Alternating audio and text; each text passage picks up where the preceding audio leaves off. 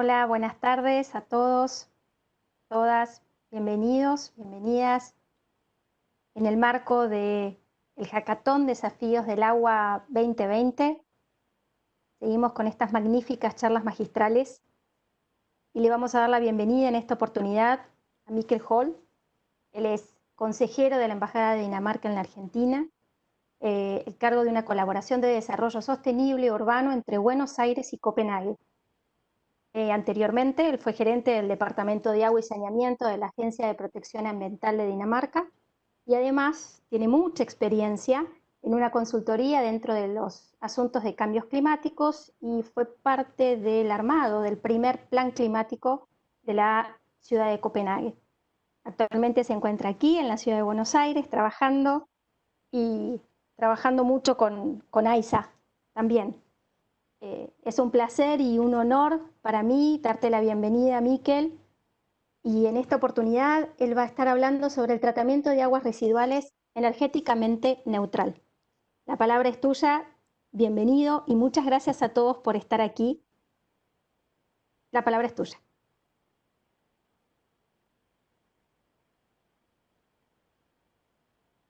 ¿Tienes muteado el micrófono? El micrófono.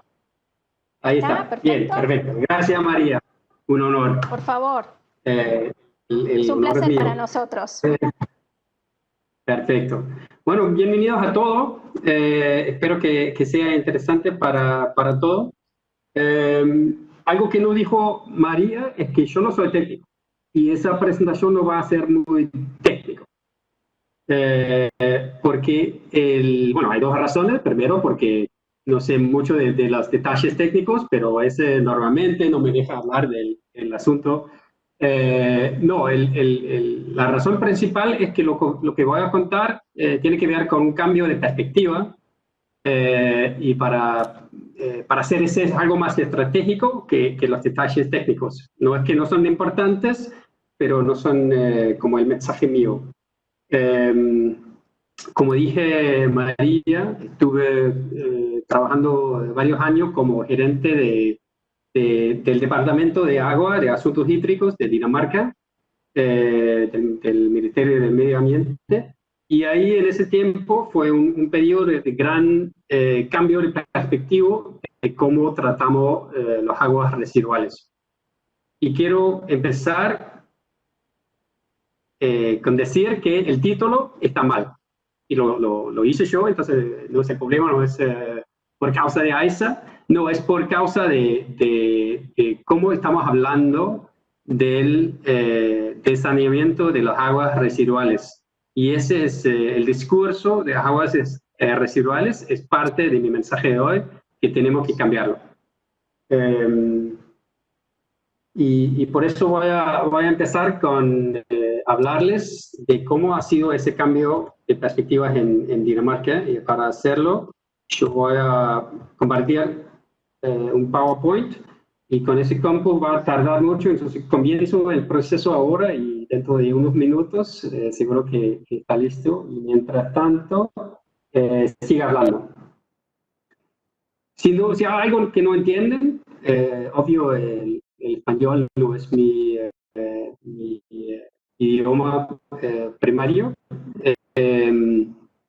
Pregunta nomás, y si tienen preguntas, si tienen comentarios mientras estoy hablando, escríbelo a María y la he dicho que no me molesta ser interrumpido en camino. Prefiero un diálogo que como media hora de presentación y después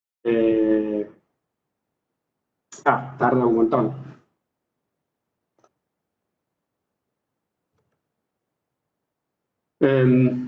Y después las preguntas. Entonces, pregunto nomás.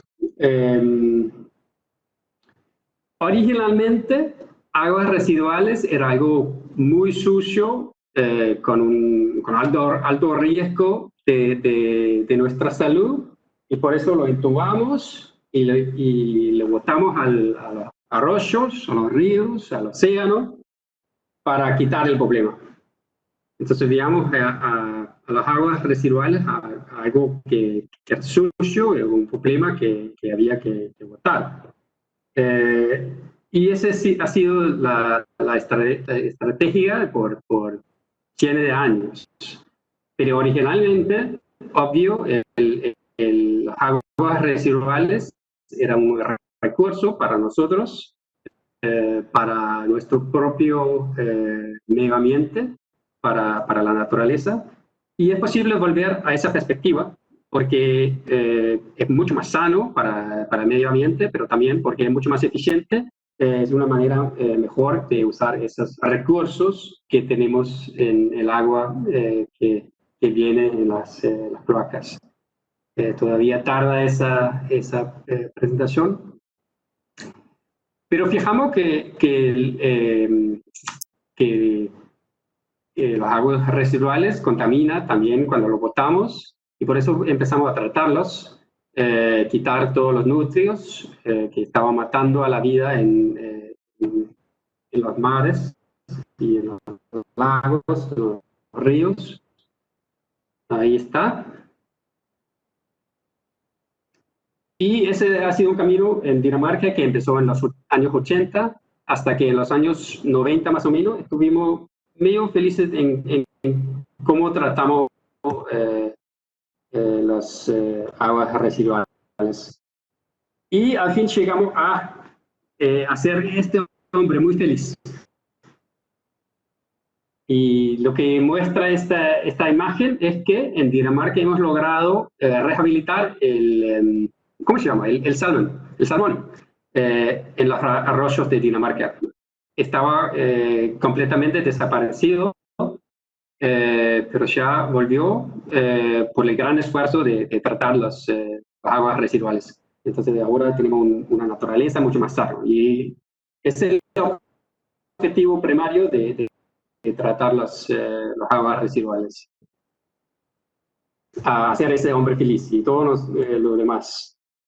Aquí demuestro que hemos logrado en Dinamarca en cuestión de bajar la contaminación de nitrógeno al agua en Dinamarca.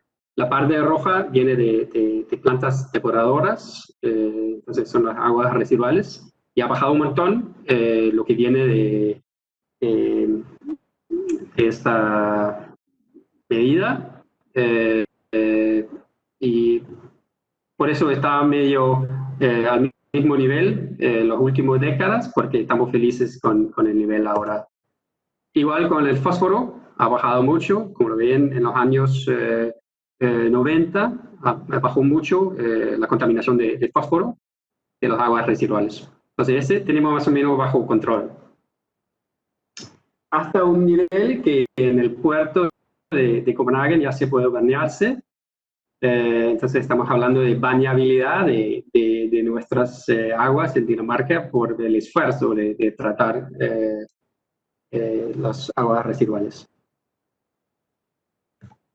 Esto lo logramos al fin de los años 90. Pero durante los como últimos 10 años más o menos ha cambiado otra vez un montón el sector de saneamientos en Dinamarca. Y ahí viene vengo al título que tiene que ver con neutralidad energética. En el mundo, el sector de saneamiento y suministro de agua usa alrededor de 4% de toda la electricidad del mundo. Entonces, algo muy pesado en una ciudad típica. Buenos Aires es típico en ese sentido. El suministro de agua de saneamiento, en ese caso AISA, es el consumidor más grande de electricidad de la ciudad. Igual en Copenhague, y con una planta, como lo ves en la imagen ahí, usa un montón de energía para tratar las aguas residuales. Y entonces, ¿cómo se puede ser neutral energéticamente cuando usa tanta electricidad? Bueno, esa es la perspectiva, ese es lo que voy a explicar.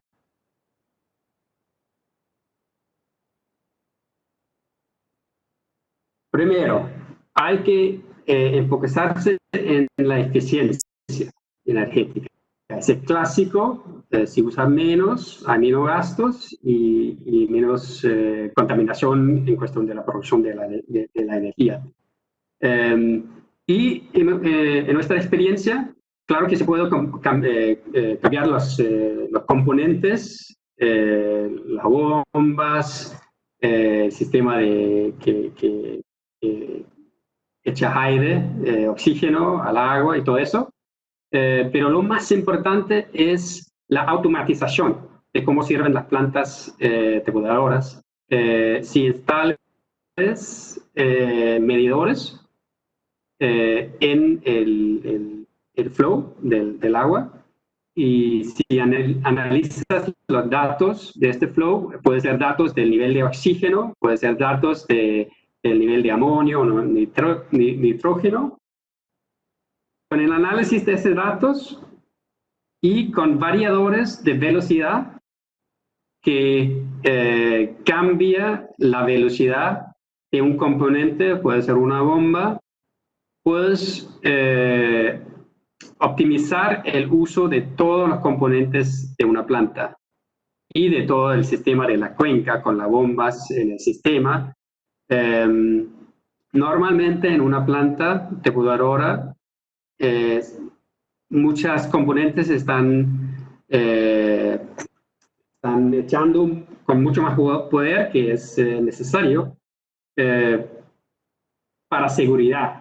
Y tiene sentido que si hay un pique, un alto nivel de una materia, hay que estar listos, y si no sabe cuándo viene, hay que seguir echando o usando todos los componentes en un nivel más alto que es necesario en la mayoría del tiempo.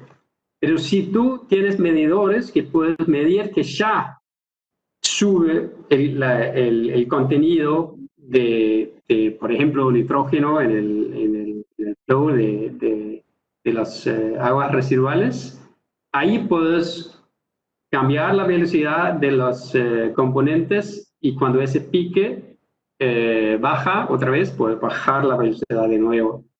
Y si lo hace todo eso online, puedes automatizar ese proceso. En las plantas depuradoras en Dinamarca ahora se puede manejar todo desde un iPad. Entonces el encargado de la planta lleva su iPad a su cama, y mucho tiempo no hay nadie en las plantas por las noches en Dinamarca, y lo pueden manejar con alarmas desde su tablet en su casa. Entonces es más cuestión de mantenimiento, de operación para el uso de gente en la planta. La otra cosa que claro que es importante para llegar a neutralidad energética es producción de energía. Y ahí viene el cambio de perspectiva de qué son las aguas residuales.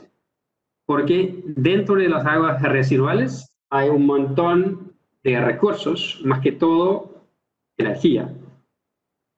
Todos los lodos que sacas del agua en el proceso de tratamiento lo puedes poner en digestores, eso es nada nuevo, y lo tiene AISA también en sus plantas. Y en esos digestores puedes hacer un gas. Con el gas puedes instalar turbinas que cambia o que quema el gas para hacer electricidad, o puedes refinar el gas y usarlo, por ejemplo, en cocinas para cocinar, otros usos de gas. Entonces tienes una planta de producción de energía con los digestores y con el tratamiento de los lodos. También, si tienes, principalmente, las aguas residuales tienen un calor. Ese es un recurso, tiene un calor más alto que el ambiente alrededor.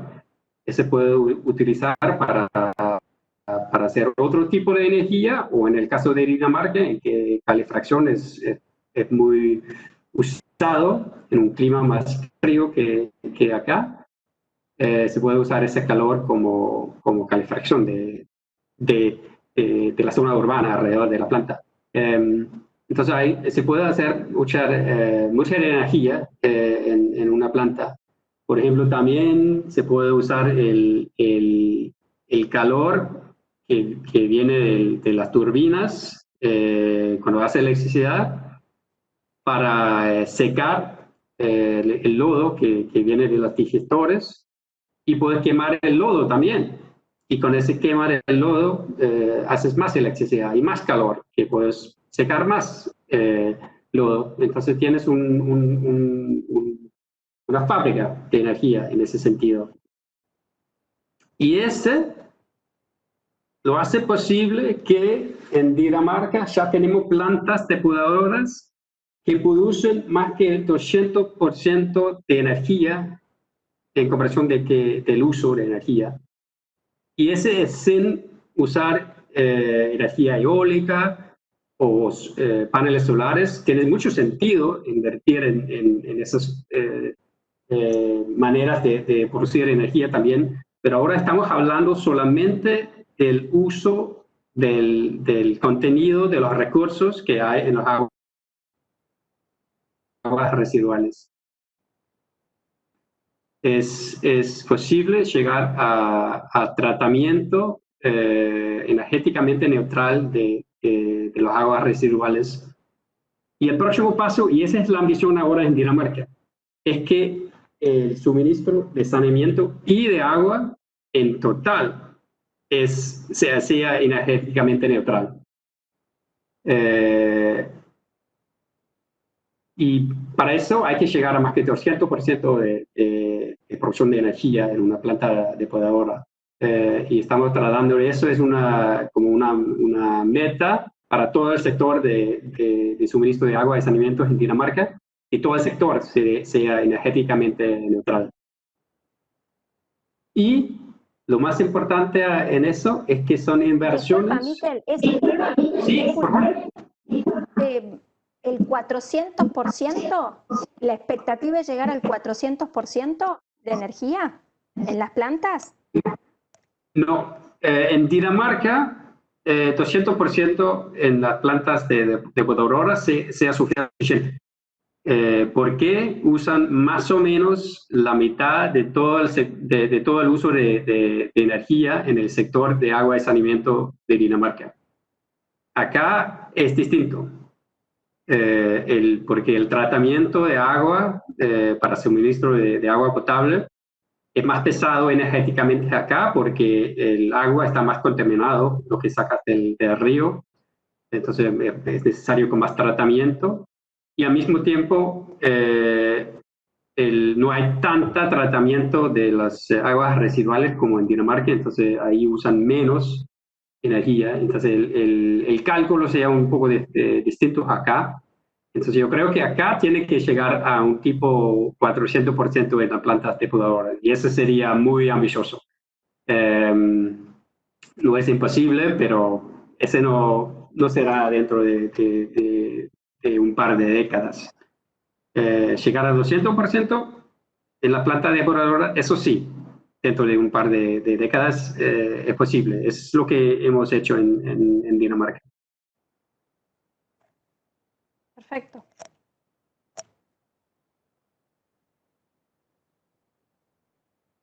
Aquí te muestro, bueno, yo estoy facilitando una colaboración entre AISA y Biofos. Biofos es el suministro de saneamiento de Copenhague. Y esa es la producción de energía en % del uso de energía de ese suministro de saneamiento en Copenhague, Biofos. Y mira que en 1999, tipo 40% de la energía que usaba lo producía. Ahora ya ha llegado a 174%. De todo su uso de energía lo producen, entonces es ahora una fuente de producción de energía para la ciudad.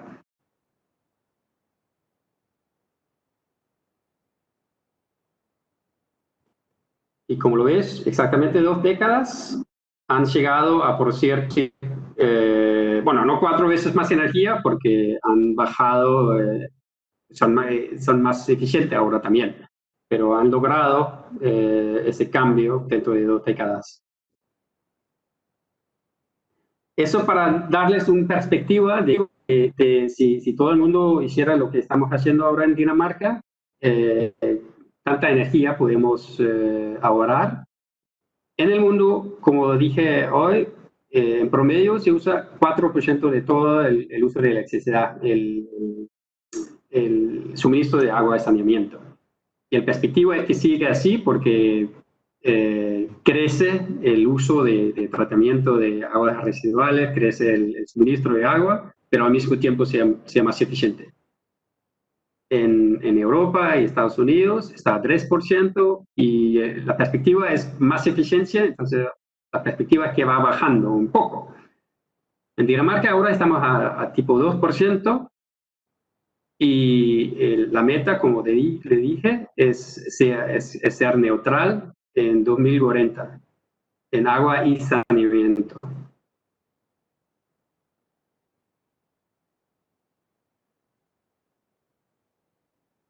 Eso también es bueno para claro, la contaminación con carbón, entonces al cambio climático. Ese es otra vez el suministro de saneamiento de Copenhagen Biogas y su porcentaje o su bajada de emisiones de carbón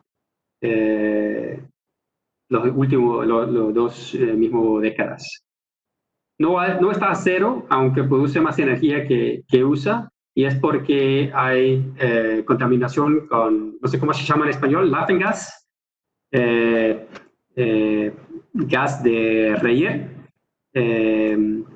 desde el proceso de tratamiento de las aguas residuales. No solamente es el carbón que viene de la producción de energía, sino también carbón que sale del proceso de tratamiento.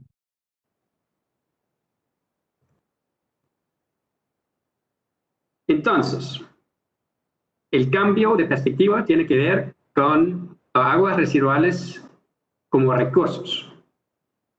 No son basura, contiene muchas cosas que se puede usar con inversiones que vale la pena, con un pago bien corto. Expliqué que hay carbón para hacer energía, hay fertilizante, obvio, con los lodos, y puedo cambiar en el uso para agricultores, puedo cambiar el uso de fertilizantes artificiales a fertilizantes urbanos. Tenemos mucha experiencia en Dinamarca con eso y ustedes también, y resulta que no tenemos problemas con salud en ese sentido. En todo modo, si pasas los lodos dentro de un digestor, ahí mata todas las bacterias que vienen de los humanos. Hay calor, hay fósforo adentro, el contenido adentro de la tierra para las minas de fósforos del mundo está limitada y necesitamos otras maneras de conseguir fósforo. Y bueno, tenemos muchas ciudades con muchas aguas residuales, entonces tenemos muchas fuentes de fósforo. Sí, estamos trabajando en eso en Dinamarca también, sacar el fósforo de los lodos. Esto todavía no es una tecnología comercial, no tiene un pago gordo con las inversiones y por eso no lo hacemos en todos los suministros en Dinamarca, todavía lo hacemos al nivel piloto. Ahí viene como la imagen más complicado que tengo y por eso he mostrado que no soy ingeniero, pero acá viene una imagen bien técnico. Lo que quiero mostrar con eso es que estamos entrando en una economía circular, también tratando de las aguas residuales. Si ves al lado derecha viene el wastewater, aguas residuales de la ciudad, sacan el carbón, usan el sludge, los lodos, en los digestores. Desde los digestores produces biogás que retornas a la ciudad. Más a la izquierda produces fertilizantes para producir comida, claro. Sacas el fósforo, que también es un fertilizante muy potente. Después, si quemas los lodos, no sé cómo se llaman, los ashes, es muy bueno para hacer cemento. La producción de cemento, si no usas ese tipo de ashes, tienes una emisión muy grande de carbón, y por eso es muy bueno usar ese tipo de ashes para la producción de cemento. Si regresas a los digestores, ahí sacas los lodos y los quemas para hacer los ashes. Y así entras en un proceso circular con las plantas de tratamiento de aguas residuales. Igual que lo que estamos tratando en el sector de basura doméstica, industrial, reciclar y entrar en una economía circular. Estas cenizas, estas ashes, estas cenizas, las usan para un montón de otras actividades, ¿no? Las reutilizan en muchos otros productos, ¿verdad? En Dinamarca hasta ahora es posible usarlo en muchos distintos productos. Hasta ahora lo usamos para producir cemento, porque tenemos un productor muy grande en Dinamarca de cemento, y por eso pueden comprar mucho ashes, y por eso lo usamos así. Pero el biofos, que está medio lejos de ese productor de cemento, tienen montañas de esas ashes, porque quiere quitar todo el fósforo de las ashes y piensan que sea buen negocio en el futuro. Entonces, como piloto, está tratando de sacar el fósforo, y mientras tanto están cuidando sus montañas de ashes para hacer dinero haciendo fósforo en el futuro.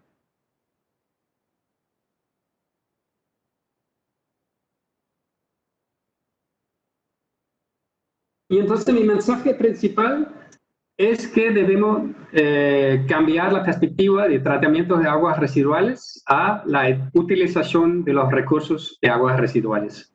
Y recomiendo, cuando si hay personas de los grupos que trabajan en el hackathon ahora, que tienen esa perspectiva en su mente cuando trabajan por ejemplo, cómo mejorar el uso de energía en saneamiento, y cómo mejorar el uso de los lodos.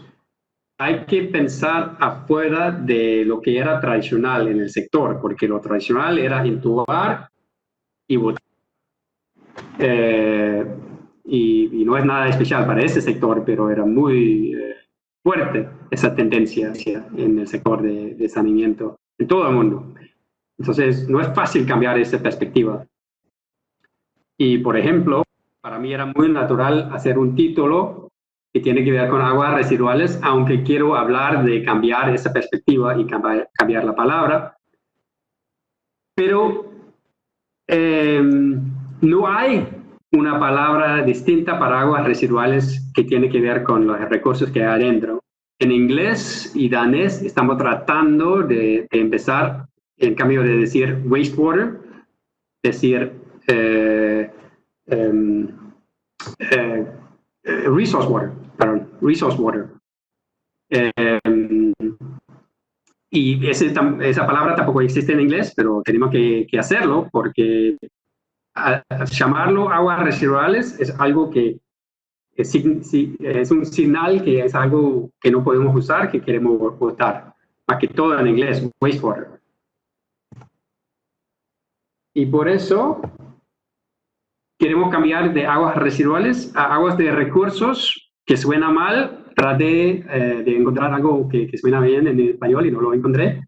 Entonces, una pregunta a usted: ¿qué se puede llamar aguas residuales para cambiar el discurso a algo, a un recurso,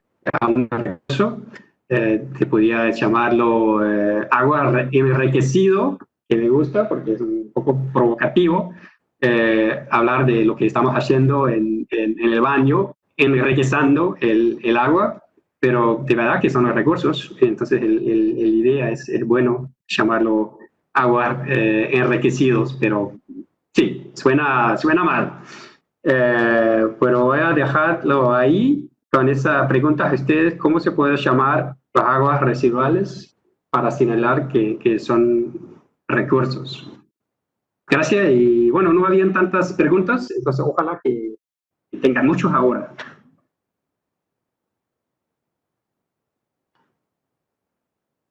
Muchas gracias, Miquel. Sumamente interesante. Es increíble ver lo que están haciendo allí en Dinamarca.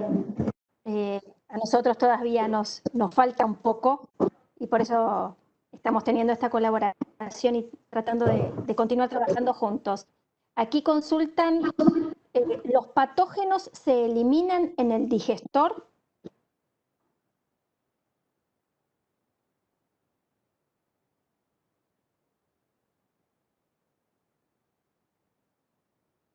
Esa es una de las preguntas que... ¿Ahora me escuchan otra vez? Ahora sí, ahora sí. Sí, perfecto. Estaba tratando de terminar la presentación, por eso está freezing un poco.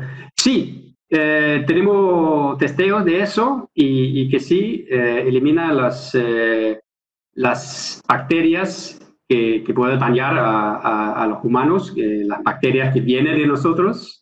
Se mueren adentro de los digestores. Claro que hay un montón de bacterias, esa es la idea de un digestor, pero son bacterias de otro tipo que no da mismos problemas a los humanos, entonces no es un peligro de salud. Ahí finalmente se quitó la presentación. Perfecto. Aquí consultan. A ver, que están diciendo que es muy interesante. ¿Por qué se buscó reducir el nitrógeno en Dinamarca? ¿Cuáles son los efectos nocivos, los malos efectos que produce? Lo que vimos en los años 80, que era como la culminación de la contaminación de los océanos y lagos, ríos de Dinamarca, era que murieran los peces, se subieran a la superficie del mar muertos, y lo que pasa es que el nitrógeno y el fósforo y el amonio son fertilizantes, y cuando llega al ambiente hídrico, fertiliza ahí las plantas, y hay una producción de ¿cómo se dice? Algeas, no recuerdo cómo se llaman en español, algae. Hay una producción muy alto cuando vienen todos esos ¿cómo se llaman? Las algas. Todos esos fertilizantes. Ah, ok. Sí, las algas usan los fertilizantes, termina en demasiadas algas, las algas mueren, van al fondo del océano, ahí en su proceso de digestión al fondo del agua, quita el oxígeno del agua, y así no hay oxígeno para los animales que usan el oxígeno. Entonces el proceso de demasiadas algas quita el oxígeno del agua y mata a los peces y otros animales que usan el oxígeno. Eso era el problema en los mares de alrededor de Dinamarca, y todavía es un problema, pero ya no viene de las aguas de recursos urbanos, de las cloacas. Ese problema ya solamente, más que todo, viene de la agricultura. que todavía tenemos una agricultura muy intensa en Dinamarca. Entonces no hemos completamente resolvido ese problema, pero por eso tratamos las aguas de recursos en Dinamarca. Perfecto. ¿Y cómo, frente a la pandemia, están tomando por las aguas residuales y que además hay todo un trabajo que se está haciendo en Europa principalmente y aquí también, ¿cómo lo ha tomado Dinamarca? Otra vez, ¿cómo he tomado qué? ¿Cómo ha tomado Dinamarca la situación de la pandemia y la pospandemia frente a las aguas residuales, ¿no? Sí, hemos hecho testeos. Dinamarca Biofos fue parte de un testeo mundial de si pueden detectar el virus en el agua. Y hasta ahora no ha sido un peligro. Entonces no hacemos nada especial durante la pandemia en cuestión de suministro de agua y suministro de saneamiento. Perfecto. También el agua potable de Dinamarca viene del subsuelo y ahí no entra ningún virus. Entonces el peligro, el riesgo del agua potable en Dinamarca es casi cero en ese sentido. Claro. A ver si tenemos alguna otra pregunta. Si no, más o menos ya estaríamos en el tiempo, igualmente. Si no encontramos, si alguien escribe ninguna otra pregunta. Las perspectivas que tienen a futuro en cuanto a energía, allí, ¿cuál es el objetivo con el cual se han propuesto para llegar? ¿En Dinamarca o Sí, en AISA? O en Dinamarca. ¿En Dinamarca? En Dinamarca. Bueno, es utilizar lo más posible la energía que viene dentro de las aguas de recursos, las aguas enriquecidas. Tenemos ingenieros de los procesos de tratamiento en las plantas depuradoras que tratan de optimizar el proceso en una manera que sacas lo más carbón posible. Entonces ya tienen el tratamiento para el nitrógeno y todo eso bajo control, lo hacen bien seguro, y ahora tratan de optimizar ese proceso para sacar lo más carbón posible. Están trabajando en reutilizar lo más calor posible. Y entonces, de ahora, como hemos ya cambiado la perspectiva, es cuestión de optimizar esa manera de usar los recursos. Y hay pruebas también de si sea mejor completamente cambiar cómo hacemos las plantas. Porque las plantas como son ahora parecen mucho a la planta norte que conozco de acá, de AISA. Es una planta muy típica y igual que parecidas a los daneses. Y este tipo de planta es optimizado a sacar los lodos, pero tal vez sea mejor reorganizar cómo es el proceso de una planta depuradora. Y ese podría ser un próximo paso en cuestión de usar lo más energía posible. Perfecto, excelente. Y podríamos ya como redondeando la última pregunta, el fósforo, el nitrógeno y el amoníaco, ¿se obtienen de los barros que surgen del digestor o de otra etapa del proceso?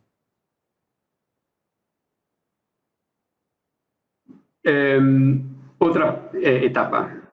En Dinamarca siempre hay 3 pasos en el tratamiento. primero el tratamiento mecánico que saca los lodos, es el proceso de sacar los lodos, la grasa, todo que es sacable sin un proceso biológico o químico. Y esos lodos ponemos en el digestor para hacer energía. Y de ahí no sacamos nada de nitrógenos ni fósforo ni nada. Bueno, fósforo posible si es posible vender el fósforo, pero no sacamos el nitrógeno porque ya no va al medio ambiente. Y por eso no es un peligro ahí, como se puede usar como fertilizante, que es mejor que sacarlo. Después, el paso mecánico va al paso biológico, y ahí hay el proceso en que bacteria come el nitrógeno y el amoníaco, ¿cómo se llama en español? Perfecto, amoníaco, muy bien. Bien, el amoníaco y el fósforo. Entonces, en esa etapa, después de sacar los lodos, hay el proceso biológico que sacan los fertilizantes antes que dejamos el agua al arroyo. Al final, el tercer paso es un paso químico. Si hay, por ejemplo, si hay mucho hierro u otros metales en el agua que queremos sacar, hay que echar un químico que reacciona con ese metal y lo saca del agua. Entonces, un tercer paso químico. Perfecto, muy clara la explicación. Bueno, ya se nos ha hecho la hora, ya han pasado más de 40 minutos de exposición y de preguntas. Ha sido muy clara, muy interesante siempre escucharte todo lo que están realizando y cómo están trabajando. Y lo bueno es que podamos, junto con AISA, continuar trabajando juntos, porque creo que tenemos mucho para aprender y para poder obtener de ustedes y nosotros con la magnitud que tenemos también poder colaborarlos a ustedes. Así que muchísimas Exactamente. gracias.